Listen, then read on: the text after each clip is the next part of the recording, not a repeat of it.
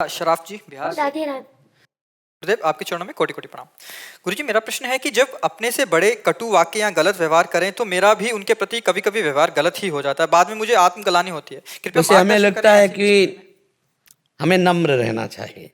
हमारे पूज्य जन है, वो कभी भी गुस्सा हो, कटु वचन कहें तो हमें नम्र रहना चाहिए। बड़ी पवित्र बुद्धि है जो आप ये प्रश्न कर रहे हो, नहीं तो आज का समाज तो ऐसा हो गया, बड़े बूढ़ों को थप्पड़िया रहा है, पीट रहा है, गला काट रहा है। ये मतलब बहुत ही निम्न बुद्धियां होती चली जा रही हैं। अपने पूज्य माता पिता वयोवृद्ध को चप्पलों से मार रहे हैं। अरे खवा पिया के तुम्हें इतना बड़ा किया, माता पिता में भगवान नहीं देखोगे तो कहाँ देखोगे। तो हमें लगता है कि यद्यपि है कठिन, जब अपने कोई निज जन हमसे कटु वाक्य कहें और हम चुप रहें, यही तो भगवान की कृपा है। देखो, जब विभीषण जी को रावण ने लात मारा ना, और विभीषण जी ने हाथ जोड़कर कहा, तुम पितु सरिस भले ही मोहि मारा, राम भजे हित नाथ तुम्हारा। तो भगवान शंकर बोल उठे, उमा संत कहे यही बड़ाई, मंद करत जो करे भलाई। तुम्हारा कोई बुरा वचन बोलकर दुख पहुंचा रहा है और अपना जन है, बड़े बुजुर्ग जन है, तो हम चुप हो जाते हैं। दांत ऐसे नहीं बोलना। अगर हिम्मत ना हो खड़े रहने की तो वहां से चल दे, पर कट वचन ना भूले। क्योंकि अगर हमारे द्वारा बड़ों का अपमान हुआ तो हमारी पढ़ाई लिखाई, हमारा सत्संग साधु सेवन सब बेकार चला गया। विद्या क्या सिखाती है? विनम्रता। और आज विद्या उद्दंडता सिखाती है। देखो ना, आधुनिक विद्या पढ़ के बच्चे उद्दंड हो रहे हैं। और विद्या विनयम ददाती, विद्या विनय प्रदान करती है। तो अगर आप सत्संग सुनती हैं, तभी आप यहाँ आई हैं, तो हमें लगता है भगवान की कृपा है आप पर, आप उसे सहन कीजिए। और कभी अगर कटुवचन बोलने की हमारे अंदर वेग आ रहा है तो दांती पीस लें, नहीं बोलना। हम में इतनी ताकत है कि हम जो चाहे कर सकते हैं, पक्का। भगवान ने इतनी सामर्थ्य दी है। जब हम बुरा बोल सकते हैं तो हम अच्छा भी बोल सकते हैं। इसलिए विचार पूर्वक अच्छा बोलें, नहीं तो मौन हो जाए। हम अपने को कस नहीं रहे कि हमसे नहीं रहा जाता, तो हमसे इसके बिना नहीं रहा जाता। कई लोग ऐसा कहते हैं, नहीं, आप सब कुछ छोड़ सकते हो, आप में बहुत सामर्थ्य, आप अपनी सामर्थ्य को जगाइए। जब शरीर छूट जाएगा तो यार प्याज लहसुन ये सब गंदी बातें छोड़कर भगवान के चिंतन में आओ, भगवान का भजन, तो आप सहनशील बनो। हमारी प्रार्थना है, इसमें आपको बड़ा सुख मिलेगा, आपको भगवान की कृपा में अनुभव में आएगी। अगर लात मारना विभीषण जी सह गए तो राम जी की शरणागति पक्की हो गई। नहीं है, उसी से तो शरणागति आई। नहीं, अभी तक लंका में रहते हुए राम जी की स्मृति में थे, लेकिन राम जी के पास जाना ऐसी बात भी नहीं थी। जे भी लात मारी तो शरणागति पक्की हो गई, भगवान की शरण में आ गए। तो अगर हमको कोई कटुवचन, कोई हमारा ऐसा, और हम भगवान के, तो भगवान हमें अपने नज़दीक, भगवान हमारे हृदय के नज़दीक आएंगे, हमें आनंद प्रदान करेंगे, हमारी स्थिति ऊंची हो जाएगी। भक्ति की स्थिति तभी ऊंची मानी जाती है जब मान अपमान निंदा स्तुति सुख दुख का कोई प्रभाव उसके हृदय में ना पड़े। तो हम धीरे धीरे अभ्यासरत रहें, हमारी सामर्थ्य है, सब कुछ सह सकते हैं। देखो, हम एक सुई ऐसे लगाने में डरते हैं और एक्सीडेंट हो जाता है तो हम सहते हैं ना, पैर टूट जाता है, महीनों सरिया पड़ी रहती है, हम सब सहते हैं, हम सब कुछ सह सकते हैं। वो अगर हम विचारवान हैं तो सब कुछ सह सकते हैं। तो हम गाली क्यों नहीं सह सकते? कोई कटुवचन कह रहा, हम क्यों नहीं सह सकते? सोचो, एक्सीडेंट में पैर टूट गया, किस तरह से, कैसे, क्या क्या सब होता है, वो सहता है ना। हर कष्ट सहने की सामर्थ्य है, हर कष्ट सहने की सामर्थ्य है, हर बात सहने की सामर्थ्य है। बस हम वो सामर्थ्य जागृत कर लें। अभी हम उस सामर्थ्य से ही ना, सामर्थ्य जाग। देखो, एक आदमी जब ये सोच लेता कि मैं मरा, अब उसके अंदर भय नहीं रहता, वो कुछ भी कर ले। जैसे जो नकारात्मक सोच वाले लोग हैं, इनको इतना पुष्ट किया जाता है कि वो मृत्यु का वर्ण करने में भी अब घबराते नहीं। तो देखो, दिमाग में, सोच में, विचार में वो पक्के हो गए। तो नकारात्मक सोच, दूसरों को दुख देने के लिए वो इतना बड़ा कदम उठा लिया कि अपने शरीर को चिथड़ा कर लिया। अगर हम सकारात्मक सोच में उतरे दूसरों को सुख पहुंचाने के लिए, और कहीं मेरी मृत्यु हो जाए तो उसे भगवत प्राप्ति होगी। परहित लाग तजय जो देही, संतत संत प्रशंसय तेहि। तो हम सहनशील बने एक सीमा तक। अब दूसरी बात हम रख रहे हैं, आपका स्त्री शरीर है, व्यवहार में कटुवचन बोलना ठीक है, लेकिन किसी भी घर में जो हमारी बात सुन रहे हैं, किसी भी बच्चे को, बच्ची को, बहू को यदि शोषण प्रवृत्ति से घर वाले भी प्रयोग कर रहे हों, तो उसे कानून की शरण लेनी चाहिए, उसे चुप होकर नहीं बैठना चाहिए, उसे दब के नहीं बैठना चाहिए। आज का समय आपको दबने का नहीं है, क्योंकि बच्चों का, बच्चियों का इस तरह के अगर परिवार के समर्थ लोग शोषण करते हैं तो दंडनीय अपराध है। भगवान ने कहा है, अनुज बधू भगनी सुत नारी सुन सठिए कन्या समचारी इन्हीं कुदृष्टि बिलोक के जोई ताई बधे कछु पाप न होई। तो अपने को अपने हाथ में कानून नहीं लेना, सरकार की रिपोर्ट करे कानून के और वो उसका सहयोग ले। क्योंकि कई ऐसे हमारे पास मतलब ऐसे आए जिन जो पिता ही बच्चों का शोषण कर रहा है, परिवार के निजी जन ही मतलब गलत आचरण कर रहे हैं। अपने बच्चे, अपने परिवार की जो बधू हैं, अब वो हर तरह से सोच विचार करके दबी हुई, अब उनको एक जगह मिली कि हम अपनी बात कह सकते हैं, तो सबको हटा करके यहाँ कई बार ऐसी बात आई। तब मुझे ज्ञान हुआ कि नहीं तो ये तो ऐसा लगता है कि पिता अपने बच्चे से कैसे कह सकता है, गलत काम कैसे कर सकता है। अपना बच्चा है यार, अपना बच्चा है, उसके साथ कैसे आप उतर सकते हैं गंदे आचरण के लिए। महाराज जी बहुत सारे कमेंट्स भी आ रहे थे। जो एक वीडियो अभी आपने पीछे आपने प्रोत्साहित किया था कि आप अपने उसमें रहिए, तो उसमें बहुत आ रहे थे कि जैसे कुछ रिश्तेदार घर आते हैं, मामा के, मतलब ये बहुत पवित्र रिश्ते हैं महाराज जी, बोलते भी झिझक हो रही है, बट छोटे छोटे 12 साल की 13 साल के बच्चे हैं बच्चियां हैं, उनके साथ शोषण वृत्ति का ऐसा मतलब कृत्य हो जाता है कि वो किसी से कह नहीं सकते। नहीं, बच्चे किससे कहे कि अब वो तो समझ में, उनको तो ज्ञान विस्तृत है नहीं। और तो हमें लगता है कि जितने लोग सत्संगी हैं वो तो संभले, जो कुसंगी हैं उनकी बात अलग। जो सत्संगी कभी अबलो नशानी अबना से आज तक जो गलती हुई, ऐसी गलती ना करो, नहीं तो दुर्गति हो जाएगी, आप पक्का समझ लो। तो कभी भी ऐसा कोई अपराध जनित कार्य ना करो। आप सब सत्संगी हो। भगवान ने यदि पाणी ग्रहण संस्कार करके धर्म पत्नी दी है, तो धर्म से काम का जो उपभोग किया जाता है वो भगवान का ही स्वरूप होता है। अधर्म का काम नरक पहुंचाने का, और फिर इन छोटे छोटे बच्चों का शोषण करना है तो बहुत बड़ी, और ये बहुत बड़ी गंदगी फैल रही है। क्योंकि भजन है नहीं, सत्संग सुनना नहीं, धर्म शास्त्रों को पढ़ना नहीं, तो उनको भय नहीं लग रहा कि पाप है। भैया हमारे पूर्वज लोग जब बेटी का ब्याह करते थे तो उसके घर में पानी नहीं पीते थे। आप लोगों को पता होगा, बोले बेटी का ब्याह हुआ भाई यहाँ पे, कितना पवित्र भाव बेटी के प्रति कि उसके ब्याह के बाद उस घर का पानी नहीं पीते थे। बेटी के प्रति गलत भाव की तो बात जाने दो, और पूरे घर को अपना पूज्य मानते थे। उस घर का, जहां बेटी ब्याही गई, उस घर का कोई भी आ जाए तो ऊंचे आसन पे बैठाना, पैर धोना, खवाना पियाना, कितना पवित्र भाव। इसे लोग कहते हैं पुराने जमाने। तो आज के नए जमाने का क्या दुर्दशा हो रही। ये मर्यादाएं थी, अब आज की मर्यादा आप लोग देख ही रहे हैं। तो इसका परिणाम क्या हो रहा है, बोले लव मैरिज हुआ है और 6 महीना बाद डिवोर्स हो गए। ये लव मैरिज हुआ है 6 महीना बाद। प्यार का मतलब क्या है यार, जिंदगी भर निर्वाह करे।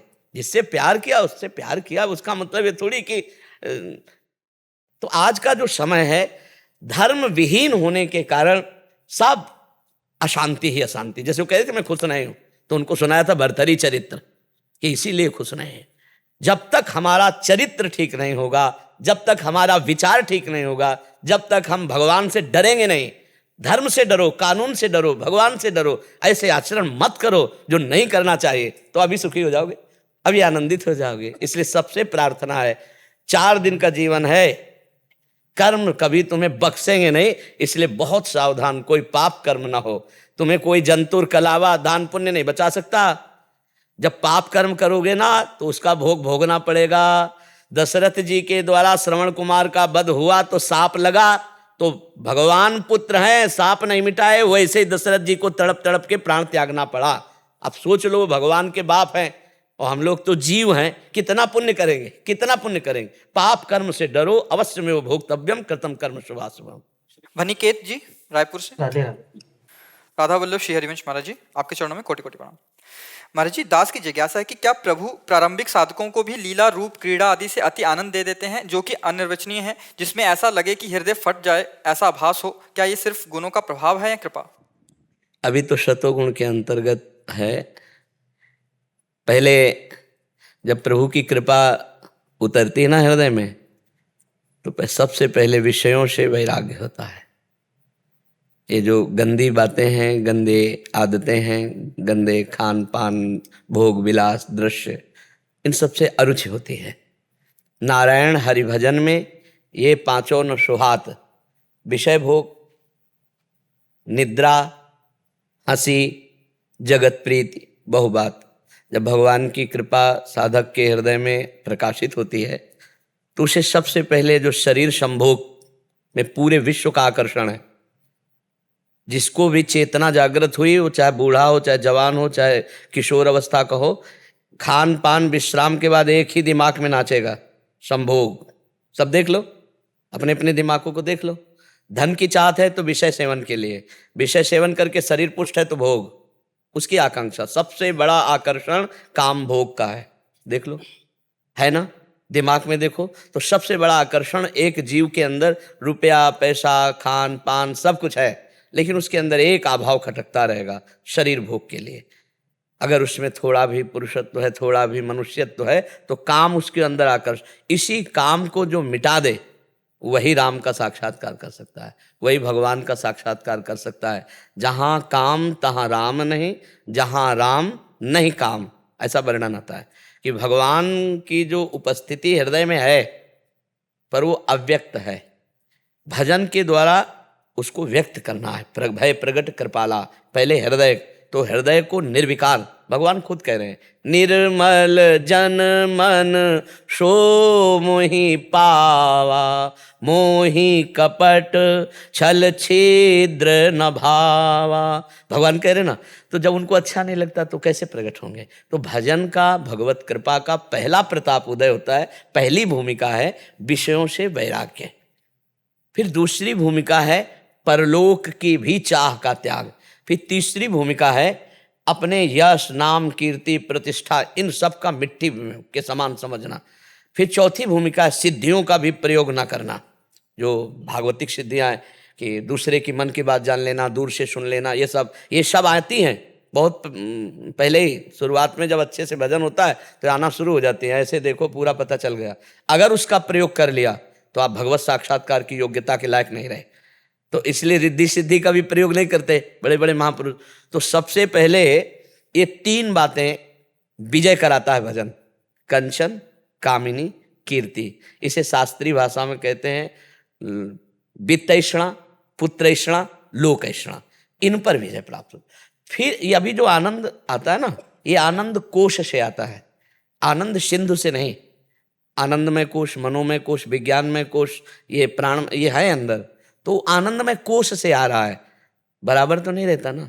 थोड़ी देर हुआ फिर गंदी बातें आ गई, फिर संसार, तो ये कोश से आ रहा है। जब आनंद स्रोत खुलेगा तो उबाल से आएगी। फिर कभी तुम चाहो भी, जैसे आप लोग प्रयासरत हैं कि मेरा भजन बन जाए, और जिनकी स्थिति भजन में हो जाती है ना, वो प्रयासरत रहते हैं कि थोड़ा सा रुके तो हम थोड़ा व्यवहार कर लें।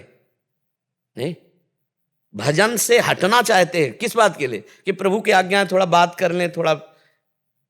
वो भजन छाया हुआ है, आनंद छाया हुआ, वो उससे निकल कर व्यवहार करना चाहते हैं कि प्रभु ने आज्ञा करी है कि सत्संग व्यवहार, वो छाया हुआ है एकदम ऐसे। वो है आनंद सिंधु का आनंद। जरा सा छेड़ दो बस छलक पड़ा, आंसू बहने लगे, रोमांच होने लगा, पुलकित हो गए, बाह्य दशा गई। अब ये अधिकारी बन रहा है भगवान के रूप और लीला का। तो पहला है विषय भोग। अगर गृहस्थ है तो धर्मयुक्त विषय भोग, क्योंकि अगर आप ऐसे नहीं करते तो आपकी पत्नी ने थोड़ी ब्याह करते समय कि आप कितना भजनानंदी बन जाओगे, फिर वो धर्म विरुद्ध जाए तो तुम्हारा धर्म भ्रष्ट हो जाएगा। इसलिए नियम पूर्वक, धर्म पूर्वक, अपने मर्यादा का और नींद, इस पर काबू होना अति अनिवार्य है। 6 घंटे से ज़्यादा 24 घंटे में नहीं सोना चाहिए। 6 घंटे, चाहे रात में 4 घंटे रख लो, घंटा 2 घंटे, दिन में अगर रख लो, जैसा मिले, लेकिन 6 घंटे, 6 घंटे के बाद फिर नहीं। अब अपने लोगों ने जैसे अभ्यास किया ना, बचपन से अभ्यास किया, तो सच्ची मानिए नींद ही खत्म है। 2 में 5 मिनट कम होते रोड में आ जाते हैं हजारों लोग, जैसे लोग खड़े थे ना। अभ्यास योग युक्तेन चेतसा नान्यगामिना।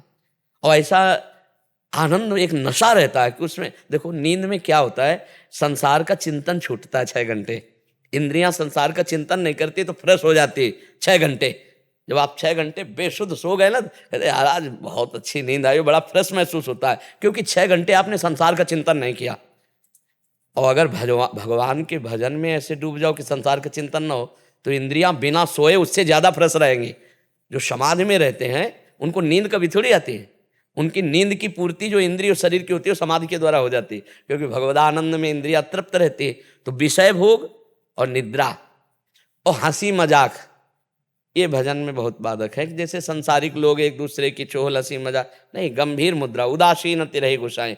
यदि भजन परिपक्व करना तो गंभीर रहे, कम बात करोगे तभी तो भजन में रुचि होगी। तो कम बात करो, हंसी मजाक जहाँ ऐसे, तो जिनके संग कुमति मति उपजय करत भजन में भंग तजोरे मन हरि विमुखन को संग। तो जगत प्रीति चौथा, संसार का बहुत व्यवहार बाधक है भजन में। संसार के व्यवहार में फिर वो खड़े हैं उनसे बात, फिर वो आ गए उनसे बात, फिर वो भजन में ज़्यादा व्यवहार नहीं, मतलब की बात, जगत प्रीति ये बहुत बाधक है। और बहु बात, इसलिए अधिकतर मौन का आश्रय लेना चाहिए भजनानंदी को। जड़ मौन नहीं, विचार मौन। विचार मौन को तो आवश्यक है, हम उत्तर दे देते हैं आपको, अनावश्यक हम आपसे बात नहीं करेंगे। ये 5 बातें जीवन में जब ठीक से आने लगती हैं तो फिर हमारा भजन होने लगता है। और जब भजन होता है तो एक अजीब सी स्थिति होती है, ना सुख कह सकते हैं ना दुख कह सकते हैं। एक मतलब फिर वही व्याकुलता बनती है, फिर वही विरह बनता है, फिर तड़पना शुरू हो जाता है, फिर वो आने लगते हैं। जब तड़पन होती है ना तो भाव में आने लगते हैं। प्रियालाल वैसे जैसे आपकी क्षमता है भजन की, और धीरे धीरे धीरे फिर बांध टूट जाता है धैर्य का। अब चिल्ला चिल्ला के रोने लगता है, प्रभु अब जिया नहीं जा, रुदु सुस्वरम राजन कृष्ण दर्शन लालसा। वो रोना अब यहाँ से प्रारंभ हो जाता है। जब रोना शुरू होता है इस कोटि का, अब जिया नहीं जा रहा, फिर निर्खत नित्य विहार पुलकित तन रोमावली आनंद नयन सुधार है जो कृपा। ये कोई मतलब कहानी नहीं कह रहे, ये जीवन है, यही जीवन है। बस चलो, भगवान तुम्हारे जीवन में नहीं है इसलिए तुम खुश नहीं हो, और नहीं खुश हो सकता मन। आप देख लो, करके देख लो, सब कुछ पाप हुए हैं, कुछ पुण्य हुए हैं, सबसे हुए हैं। क्या अंदर से किस बात को लेकर खुश होगे कि इतना बैंक बैलेंस है? और अभी मरोगे तो बैंक बैलेंस जाएगा, तुम्हारा मित्र जाएगा, तुम्हारा परिवार जाएगा, तुम्हारा शरीर जाएगा। तो जब मृत्यु की बात सुनोगे तो होश उड़ जाएंगे तुम्हारे, नहीं उड़ जाएंगे? और अगर भजन किया है तो खुश रहोगे। यार जहाँ ले चलेंगे भगवान वही जाएंगे। हमको भगवान के सिवा, अगर भगवान से परिचय बना लिया है तो खुशी है, नहीं तो भाई चाहे जितना जो कुछ कर लो खुश नहीं रह सकते। खुश का मतलब प्रसन्नता, ब्रह्मभूता प्रसन्न। वो ब्रह्मभूत ही प्रसन्न रहता है जो भगवान से चित्त को जोड़ता है। तो खूब आनंदित रहो, भजन करो और अच्छे आचरण वाले बनो। मंताकिनी, राधे राधे महाराज जी, आपके चरणों में कोटि कोटि प्रणाम। महाराज जी, एक संत को व्यवहार में नीति को महत्व देना चाहिए कि प्रीति को? अवसर पर। ऐसा नहीं है कि हर जगह प्रीति का ही व्यवहार किया जाए। यदि नीति की आवश्यकता है तो नीति का प्रयोग करना चाहिए, और जहाँ प्रीति की आवश्यकता है वहाँ प्रीति का प्रयोग करना चाहिए। और जहाँ दंड की, नीति के अंदर दंड भी आता है ना, साम दाम दंड भेद, तो अगर दंड की आवश्यकता है तो फिर वहाँ प्रीति हमारी दंड रूप में होगी। जैसे हम अपने शिष्य से बहुत प्यार करते हैं लेकिन वो मर्यादा के खिलाफ आचरण की चेष्टा करता है, तो हम अपने प्यार को दंड रूप में परिवर्तित करके उसको शासन में लेते हैं। तो ऐसा नहीं है कि संत जन प्रीति के अलावा और कोई व्यवहार नहीं करते, नहीं, वो नीति का भी पालन करते हैं। अगर नीति के विरुद्ध आचरण हुआ तो 21 बार क्षत्रियों का संहार किया भगवान परशुराम जी ने। तो इस बात समझनी चाहिए कि अगर अब जैसे हम संत हैं, अब कोई किसी का अहित हमारे सामने कर रहा है तो हम हाथ जोड़कर प्रार्थना करेंगे, अगर इस पर नहीं मान रहा तो हम प्रहार कर देंगे। हम उसको बचाने के लिए उसको दंड देंगे और उसको बचाने की चेष्टा करेंगे। तो ऐसा नहीं है कि इस साधुता का मतलब केवल क्षमा ही है, नहीं, कहीं कहीं क्षमा से भी बलवान दंड है और कहीं दंड से भी बलवान क्षमा है। तो वही विवेकी है जो अवसर का प्रयोग करे, जो अवसर है उसके अनुसार प्रयोग करे। हर जगह क्षमा नहीं है। अब कह दो ये साधु है, क्रोध कर रहा है, वो क्रोध नहीं है, वो नीति है। उसे भय दिखा करके उसे सत्य मार्ग में चलाना।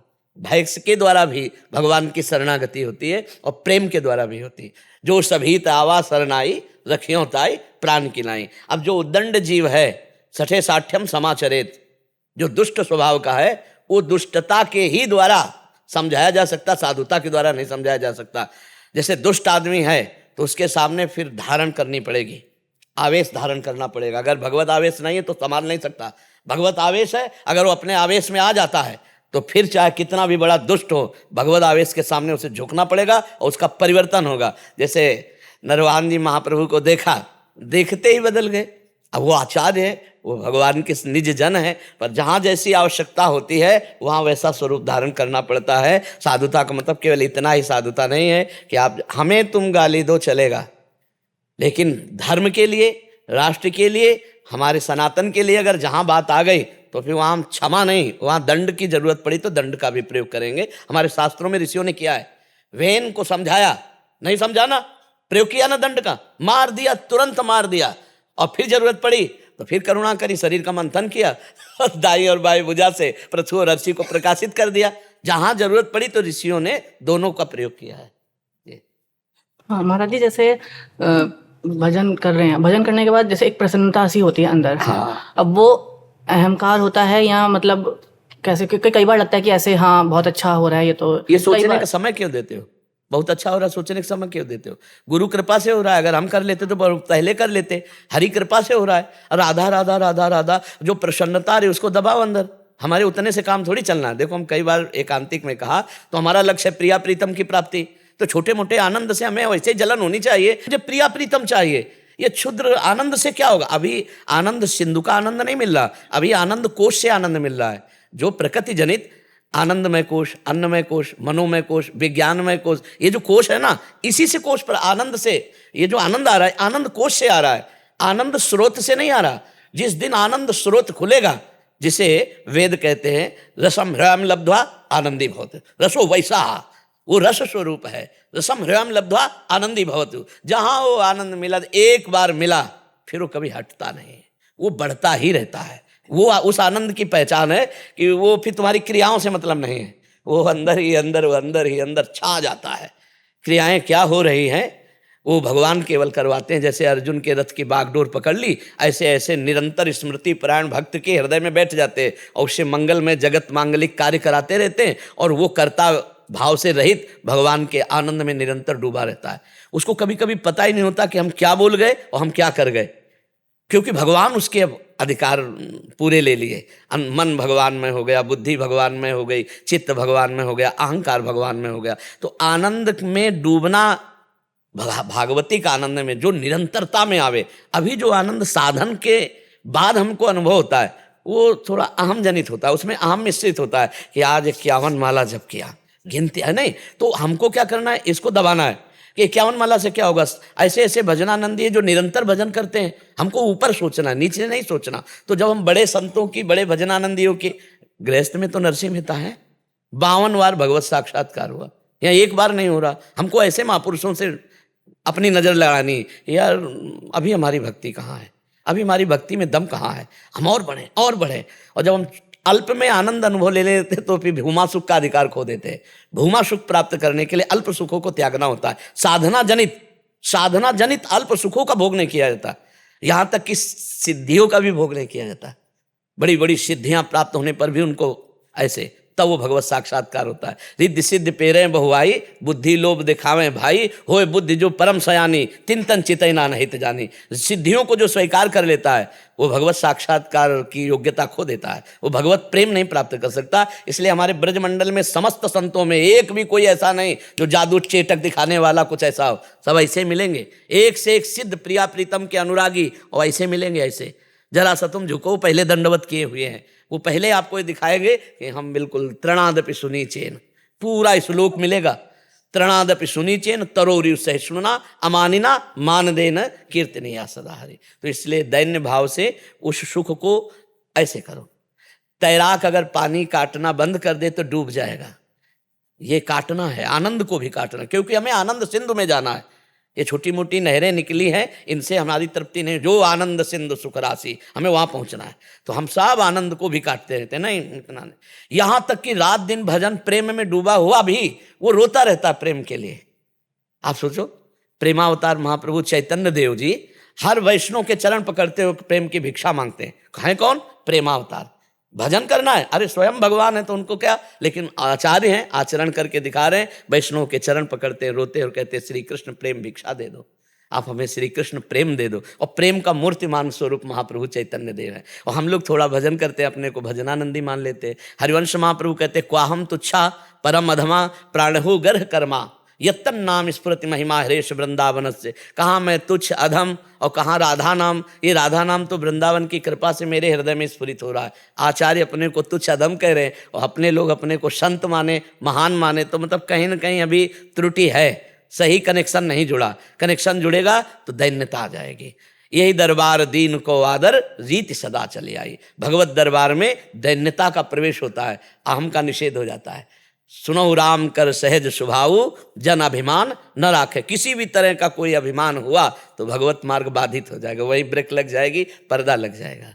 तो इसलिए दैन्य रहो और जो आनंद अनुभव में आ रहा है उसे छुपाते रहो, उसे बढ़ाते रहो, प्रभु की तरफ बढ़ते रहो। और पहली बात तो ये सावधानी वर्णन, और दूसरी बात विश्वास करो तुम्हारी कोई रक्षा कर रहा है। अनन्यस चिंतयन्तो माम, केवल अपनी जिम्मेवारी है। और योगक्षेमम वहां में हम, ये उनकी जिम्मेदारी। योग का मतलब है जो हमें प्राप्त नहीं है उसे प्राप्त कराना, क्षेम का मतलब जो प्राप्त है उसकी रक्षा करना। अनन्यस चिंतयन्तो माम ये जनाः पर्युपासते तेषां नित्याभियुक्ता नाम योगक्षेमम। तो हमें चिंता क्यों करनी, करो सदा तिनके रखवारी, जिमि बालक राखे महतारी। हम बालक हैं, हम अज्ञान में कुछ इधर उधर हाथ मार सकते हैं जिसे हमें पता नहीं कि हमारा अहित हो जाएगा। मेरे प्रभु अंदर और बाहर दोनों जगह से हमारे को बचा लेंगे, ये विश्वास रखो। और हित ध्रुव जो विश्वास है तब ही सुधरे बात, ना तरु माया पंथ में फिरे जो टक्कर खात। बिन विश्वास भगति नहीं, ते बिन द्रवहि न राम, राम कृपा बिन सपने जीव न लह विश्राम। हम विश्वास रखें प्रभु हमारी रक्षा कर रहे हैं, प्रभु हमारी रक्षा करेंगे, दोनों बातें हम विश्वास रखें। ठीक है। पूर्वा जी एमपी से। श्री हरिवंश महाराज जी। राधा वल्लभ श्री हरिवंश महाराज जी, आपके चरणों में कोटि कोटि प्रणाम। महाराज जी, आपका और सदगुरुदेव भगवान का हृदय में समान स्थान है। क्या ये भाव गुरु निष्ठा या गुरु अनन्यता में बाधक है? क्या दो महापुरुषों में समान गुरु भाव किया जा सकता है? सब संतों में समान भाव किया जा सकता है। सभी संत गुरुदेव हैं, व्यास है यहाँ प्रतीत। उत्तम शिष्य तो वही है कि पूरे चराचर जगत में अपने गुरुदेव भगवान को देखे। अखंड मंडलाकारम व्याप्तमेन चराचरम तत्पदम दर्शितमेन तस्मै श्री गुरुवे नमः। पूरे चराचर जगत में गुरुदेव भगवान विराजमान है। उत्तम महाभागवत तो सब में अपने गुरुदेव भगवान को देखता है, इसमें कोई अंतराय नहीं। अजय जी सहारनपुर। राधा वल्लभ श्री हरिवंश महाराज जी। महाराज जी, आप श्री की कृपा से मन में ये तो बात आ गई समझ कि जीवन के सभी प्रश्नों का एकमात्र हल नाम जप है, नाम जप से ही सब कुछ संभव है। परंतु गुरुदेव, प्रारंभिक नाम जप की दशा में वह नाम जप को निरंतरता में लाने के लिए किन किन सावधानियां सामने रखें साधक? सबसे पहले तो ज्यादा बात करने से रुके, सामने वाले को बोलने दे, अपने नाम चलाए। विचार मौन रखे, जड़ मौन नहीं, क्योंकि बहुत से कार्य ऐसे हैं जहाँ बोलना ही पड़ता है। डॉक्टर से बात करनी है या आवश्यक कोई उत्तर देना है तो विचार मौन रखे। ज़्यादा बात करने का स्वभाव जिसको होता है वो नाम जप में अग्रसर नहीं हो पाता। बातचीत को ठीक, और भोजन का सुधार, सात्विक भोजन, अधिक भोजन नहीं। भूख से एक रोटी कम खाए, पेट थोड़ा ऐसा होना चाहिए कि अभी हम पा सकते हैं।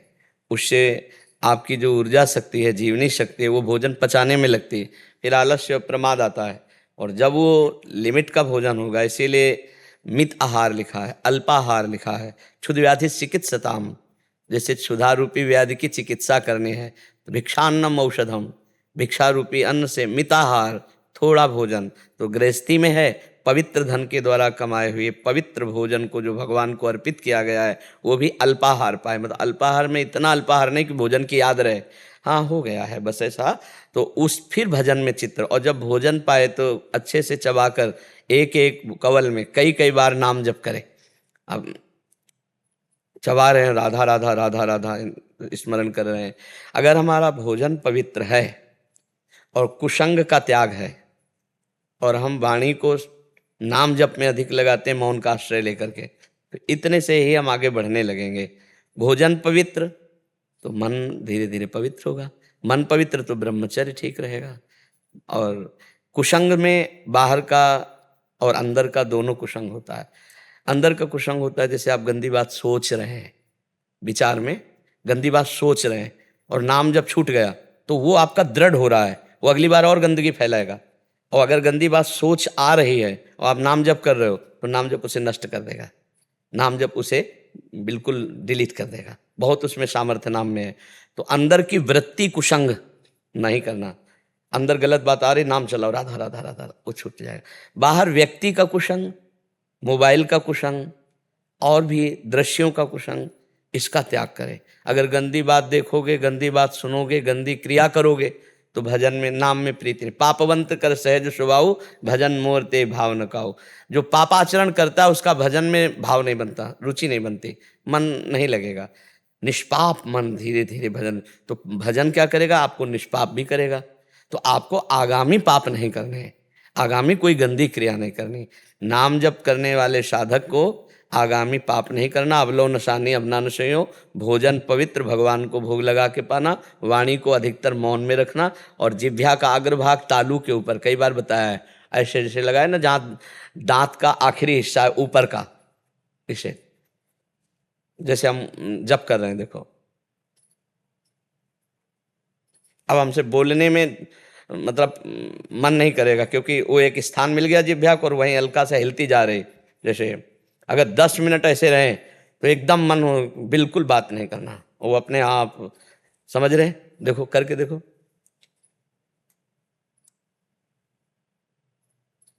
चल रहा है नाम, ऐसे पद्धति। जबान अगर नीचे की तालू में ऐसे ऐसे हो गई, ऐसे जब आपका विषय चिंतन हो रहा हो तब पकड़ना, जबान नीचे है, और अगर तालू ये दांत का आखिरी हिस्सा जड़ ऐसे मोड़ लिया, थोड़ा ऐसे लगाया और बंद कर लिया, देखो अब दांत थोड़ा सा अंतराय है।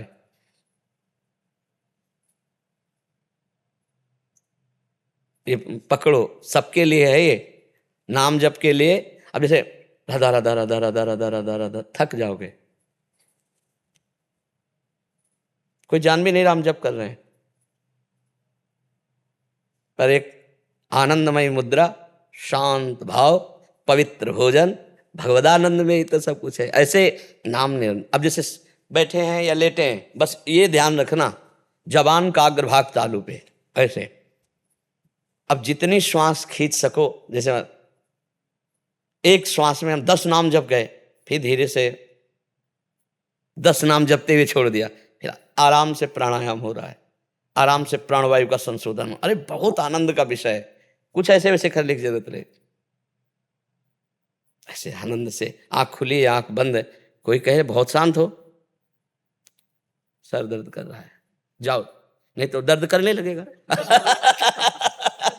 हाँ, अब जैसे कभी भाव में एकदम आनंद से ऐसे, तो उसको ये थोड़ी कहा जाता है कि जाओ हम भजन कर रहे हैं, भजन के भाव में डूबे। कोई न कोई ऐसे बहाने बना देना जिससे कोई पकड़ भी ना पावे। कि एक राजा के यहाँ भागवत हो रही थी, तो एक भक्त भी बैठे थे, तो जो ही भगवान की रूप माधुरी की बात आई, सोई उछले हो और आंसू, और एकदम उनकी विचित्र दशा हो गई। राजा ने देखा ये तो सब भागवतिक लक्षण है, चरणों की पूजा करने लगा। जब राजा झुका तो सब, अब कीर्तन और भागवत बंद, सब उन्हीं की पूजा। उनको जब होश आया तो उन्होंने कहा महाराज आप ये पूजन क्यों कर रहे हैं? अरे बोले आप में तो सारे भागवतिक लक्षण है, सतो गुण के दिव्य लक्षण, रोना। बोले हमें मिर्गी आती है। ऐसा एकदम लपेट कर गोल कर दिया राजन, और मिर्गी के भी लक्षण होते हैं ऐसे। तो उन्होंने कहा कि अच्छा, बोले आप चेक करवा लो, मुझे मिर्गी आती है। तो बोले यार बेकार है, पूजन किया, सब हट गए, कथा फिर शुरू हो गई, बचा लिया अपने को। तो जो साधक है अपने को छुपाया जाता है, अपने को बचाया जाता है। बहुत आप भजनानंदी अपने, अरे हमसे बात मत करो, हमारा भजन रुकता है, तो रुक जाएगा भजन, देख लेना, चुप शांत, हमको किसी को बताना नहीं, कोई जान ना पावे, और अंदर ही अंदर नाम जप करें और शरीर से सेवा करें, शरीर से कार्य करें, दुकान मकान जो भी कार्य हैं अपने, वो सब कार्य करें। ऐसा नहीं कि भजन में मन लग गया अब हम कार्य नहीं करेंगे, तो फिर वो भजन बाधित हो जाएगा। जब युद्ध करने के लिए भगवान कह रहे हैं तो खेती किसानी व्यापार नौकरी पढ़ाई लिखाई सब भगवान का भजन है। नाम जप करते हुए हम सब कार्य करें। राधा वल्लभ श्री हरिवंश महाराज जी, भगवान मेरे पिताजी काफ़ी वर्षों से मेरे साथ, परिवार के साथ नहीं रह रहे। उन्होंने 60 वर्ष की उम्र में दूसरा विवाह कर लिया है, परंतु इस समय कहाँ रह रहे हैं मुझे पता नहीं है। महाराज जी मैं बस ये पूछना चाहता हूँ कि अंतिम संस्कार पर अगर मुझे ज्ञात नहीं हुआ कि वो कहाँ रह रहे हैं, तो मुझे कोई अपराध या पाप तो नहीं लगेगा? कोई अपराध नहीं, कोई पाप नहीं। अवश्य में भोक्तव्यम कृतम कर्म शुभाशुभम, अपने कर्म का जीव को भोगना होता है। यदि आपकी आंखों के सामने होते और फिर कोई बात होती और आप ना सहयोग करते तो थोड़ा सा ये था कि, पर पुत्र होते हुए भले वो अपने आचरण से अलग हैं, लेकिन आपका आचरण तो उनके प्रति होना चाहिए कि मेरे पिता हैं। अब जैसे नेत्र ओझल हैं और कोई संबंध भी नहीं रख रहे, नहीं ना, फिर कोई मतलब नहीं, फिर अपने अवश्य में भोक्तव्यम कृतम कर्म शुभाशुभम, फिर जीव अपने कर्म का भोग। अंतिम संस्कार को मान लो मैं अगर अब जब आपको पता ही नहीं चलेगा तो क्या अंतिम संस्कार? जिंदा है कि मरे हैं? नहीं, जिंदा तो हैं, आए? पता लग जाएगा। पता लगे तो जाना चाहिए, फिर आपको जाना चाहिए और उनकी अंत्येष्टि क्रिया करके जो 13 आदि दिन में ब्रह्म भोज आदि होता है सब करना चाहिए। पिता पिता है, अब उनका आचरण उनका आचरण, आपका आचरण आपका आचरण, ठीक है ना जी। जगमोहन दीक्षित जी दिल्ली से। श्री हरिवंश महाराज जी। गुरुदेव आपके चरणों में कोटि कोटि प्रणाम। गुरुदेव, भजन, नाम मंत्र, वाणी जी और सेवा आदि आध्यात्मिक साधनों द्वारा उत्पन्न सकारात्मकता, सात्विकता अथवा ऊर्जा को नष्ट करने हेतु मन बहुत शीघ्रता से विभिन्न विषयों की ओर आकृष्ट करता है। महाराज जी, ऐसा क्या साधन बने कि ये सकारात्मकता छिन्न ना होकर आध्यात्मिक उन्नति? साक्षी भाव। अंतःकरण में स्फुरित हुआ विषय मेरे में नहीं है। थोड़ा विवेकवान बनो। शरीर तुम्हारा एक साधन का यंत्र है, शरीर तुम नहीं हो। ये पांच भौतिक ढांचा, इसके बाद सूक्ष्म शरीर अंतःकरण, इसके बाद कारण शरीर स्वभाव, ये तीनों प्रकृति के हैं। तुम परमात्मा के अंश हो और ये शरीर प्रकृति के हैं। भोगों का आक्रमण, भोगों की इच्छा, भोगों की क्रियाएं शरीर से होती हैं। आप उसके दृष्टा हैं, इसलिए जो अधर्म की प्रेरणा हो तो उस समय, जिस समय प्रेरणा हो रही उस समय तुम उसको देखने वाले हो, तुम्हारे में नहीं है। अंतःकरण में स्फुरित हो रही, तुम्हारे में नहीं। और उस अंतःकरण में स्फुरित होती हुई असत प्रेरणा को भगवान नाम के द्वारा काटो। जिस समय स्फुरना उठ रही उस समय राधा राधा राधा राधा राधा राधा राधा, वो कहेगा सुनो, हम देखो तुम्हें दिखा रहे हैं, ये भोग की बात सुनो, इसमें बड़ा सुख मिलेगा। राधा राधा राधा राधा राधा, उसकी सुनो मत, वो नष्ट हो जाएगा। जब हम काम को अपने ऊपर लेते हैं तब हम परेशान हो जाते हैं। भगवान ने सहन करने के लिए आज्ञा दी है। मात्रा स्पर्शास्तु कौन्तेय शीतोष्ण सुख दुखदा आगमा पायनो अनित्यास्तास्ति तिक्षस्व भारत। ये आने जाने वाले विकार हैं, ये स्थायी नहीं रहते। स्फुरित हुआ उस समय तुम साक्षी भाव में रहिए, मेरे में नहीं है। क्योंकि चेतन अमल सहज सुख राशि, अमल माने निर्विकार, मल रहित। मेरा स्वरूप मल रहित, कभी छू नहीं सकते, कभी छू नहीं। इनकी क्या बात है, दिव्यास्त्र नहीं छू सकते मेरे स्वरूप को। जो मैं हूं, मुझे ना तो अग्नेयास्त्र, ना वारुणास्त्र, ना वायुवास्त्र, ये स्पर्श भी नहीं कर सकते। नैनम छिन्नन्ति शस्त्राणि, नैनम दहति पावकः, न चैनम क्लेदयन्त्यापो, न शोषयति मारुता। तो फिर ये काम क्रोध मेरे में कहां से आ गए? मेरे में नहीं है। अंतःकरण में जो प्रकृति का स्थान है, मन बुद्धि चित्त अहंकार, उस अहम में अंतःकरण में स्फुरित होते हैं। मैं साक्षी भाव से विवेक के द्वारा उन क्रियाओं को अपने में स्वीकार नहीं करूंगा, ना करूंगा, खत्म। बिना दस्तखत के मन कुछ नहीं कर सकता। जब तक आप स्वीकृति नहीं देंगे तब तक आपका मन कुछ नहीं कर सकता। क्योंकि मन और 5 ज्ञानेंद्रियां मिलकर के ही आपकी अनुमति से चेष्टा करेंगे। तो आपको ये ध्यान देना है कि वो आपको विवश करेंगे और आपको ना बोलना है। तो बचा ले गए। यम ही न व्यथ्यन्ते ते पुरुषम पुरुषर्षभ सम दुखा सुखाधीरम स्वमृतत्वाय कल्पते। जो मन और इंद्रियों में प्रमथन स्वभाव है, जिस विषय को पकड़ते हैं तो हठपूर्वक पकड़ के इतना जलन पैदा करते कि लगता भोग लो और शांत हो जाएगा। बस उस व्यथा को, उस वेग को जो सह गया, सो सहत सहत बाढ़ भगति ग्रह तन गुरु हितगार, उसकी भक्ति की भूमिका बदल जाएगी। वो भोगों पर विजय प्राप्त कर लेगा। वो मनोनिग्रही, वो संयमी भगवत प्राप्ति के नजदीक पहुंच जाएगा। इसलिए अपने को एक बार तो कट्टर स्वभाव रखना ही है, धर्मयुक्त भोग को भोगना है। क्योंकि बिना भोगे विषय चलेगा नहीं शरीर, समझ रहे हो ना? बिना विषय के सेवन से शरीर चलेगा नहीं। तो धर्मयुक्त विषय, जो भोग लगाने लायक वस्तु है वो प्रभु को भोग लगा पाएंगे। हमारे अंदर काम वेदना आती है तो धर्मयुक्त अपनी पत्नी का संयोग करेंगे यदि गृहस्थ है। हमारे अंदर मोह आ रहा है तो अपने पुत्र में, परिवार में भगवत भावना करके करेंगे। हम अन्यत्र अधर्म आचरण नहीं करेंगे। गृहस्थी में जो भजन होता है वो इस कोटि से भजन होता है। कोई नैष्ठिक ब्रह्मचारी वाला थोड़ी कि हमारे अंदर काम आया, हाय हाय आप क्या करें, नहीं। गृहस्थी में हो धर्मयुक्त, अगर आपके अंदर वासना जागृत हुई है तो भगवान ने रास्ता बनाया है। लेकिन नैष्ठिक ब्रह्मचर्य वैराग्य तो फिर आजीवन के लिए फिर वो एक अलग मार्ग। आप गृहस्थी में हो तो फिर धर्मयुक्त विषयों का सेवन कर सकते हो, उससे भजन में कोई बाधा नहीं। कोई चोरी थोड़ी कर रहे हो, चुपके से किसी का अधर्म थोड़ी कर रहे हो। अगर आपके अंदर काम सता रहा है तो भगवान का स्मरण किया, भगवान को नमन किया और अपने पाणिग्रहण संस्कार किया है। अगर हमें और भी आवश्यकता लग रही खान पान, तो हम अच्छी अच्छी वस्तुएं प्रभु को भोग लगाते हैं, प्रसाद रूप से पाते हैं, नाम जप करते हैं। ऐसे गृहस्थी में भगवत आराधना होती है। विरक्त के लिए अलग मार्ग, वो निवृत्ति परक है। तो गृहस्थी में ऐसे चला जाता है। ऐसा नहीं कि गृहस्थी में हम भजन में लग गए तो पत्नी से बात नहीं करेंगे, बच्चे से बात नहीं करें, नहीं। ये अधर्म होना शुरू हो जाएगा। पत्नी से बात नहीं करोगे, उसने पाणी ग्रहण के समय थोड़ी तुमने वचन दिए थे कि मैं भजन करूंगा, तुमसे बात नहीं करूंगा। अब वो कहाँ जाए, उसके अंदर जो वेदना जागृत होगी। तो ये बात गृहस्थी में ध्यान रखनी चाहिए कि हम तो आज ब्रह्मचर्य की महिमा सुन रहे हैं, सत्संग कर रहे हैं, और भैया बोलना बंद कर दिया तो फिर क्या होगा? वो कहीं गलत मार्ग में गई तो आप अधर्म से युक्त हो जाएंगे। इसलिए गृहस्थी में बहुत सोच समझ के चलना है। और धर्मयुक्त काम भगवान ने कहा मैं हूं, तो इसलिए अधर्मयुक्त चेष्टा ने पराई बहन बेटियों की तरफ हमारा मन जाए तो हमको उसको धिक्कारना है, उसको उसकी बात नहीं माननी। लेकिन धर्मयुक्त जाए तो बात मान लेनी है, फिर उसमें उसको भी सपोर्ट करना होगा। सपोर्ट न किए वो मन तो तुम्हारे यहाँ बैठ ही नहीं सकते। मन सपोर्ट न करता तो यहाँ बैठे, तो मन अगर सपोर्ट देने लगा तो भजन में आगे बढ़ा देगा। तो जैसे जंगली घोड़े को, जंगली पशु को प्यार और शासन दोनों से बस में किया जाता है, ऐसे मन को बस में किया जाता है। कभी मन की बात मानी जाती है और कभी मन की खिलाफत की जाती है। जहां मन धर्म के प्रतिकूल वहां खिलाफत करनी, और जहां धर्म के अनुकूल तो उसका सहयोग कर देना है। तभी हम मन पर विजय प्राप्त कर सकते हैं। समझ पा रहे हो?